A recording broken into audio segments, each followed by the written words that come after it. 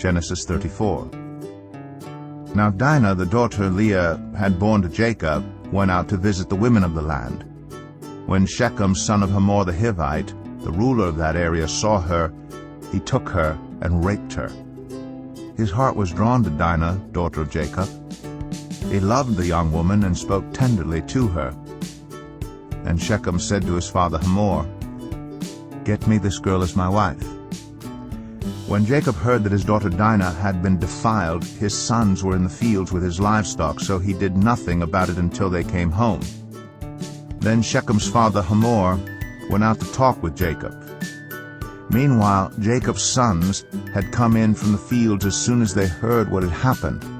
They were shocked and furious because Shechem had done an outrageous thing in Israel by sleeping with Jacob's daughter, a thing that should not be done. But Hamor said to them, "My son Shechem has his heart set on your daughter. Please give her to him as his wife.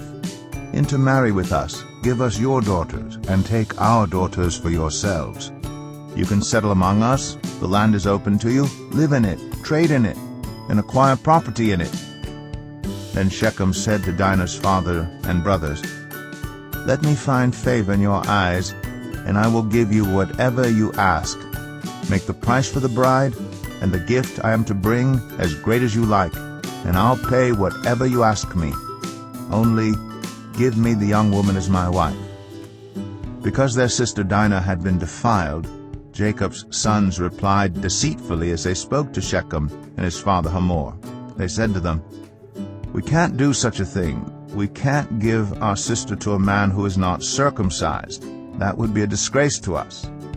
We will enter into an agreement with you on one condition only, that you become like us by circumcising all your males. Then we will give you our daughters and take your daughters for ourselves. We'll settle among you and become one people with you. But if you will not agree to be circumcised, we'll take our sister and go." Their proposal seemed good to Hamor and his son Shechem. The young man, who was the most honored of all his father's family, lost no time in doing what they said, because he was delighted with Jacob's daughter. So Hamor and his son Shechem went to the gate of their city to speak to the men of their city. "These men are friendly toward us," they said. "Let them live in our land and trade in it. The land has plenty of room for them. We can marry their daughters, and they can marry ours. But the men will agree to live with us as one people only on the condition that our males be circumcised as they themselves are. Won't their livestock, their property, and all their other animals become ours? So let us agree to their terms, and they will settle among us."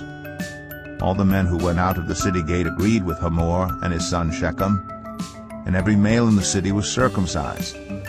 3 days later, while all of them were still in pain, 2 of Jacob's sons, Simeon and Levi, Dinah's brothers, took their swords and attacked the unsuspecting city, killing every male. They put Hamor and his son Shechem to the sword and took Dinah from Shechem's house and left.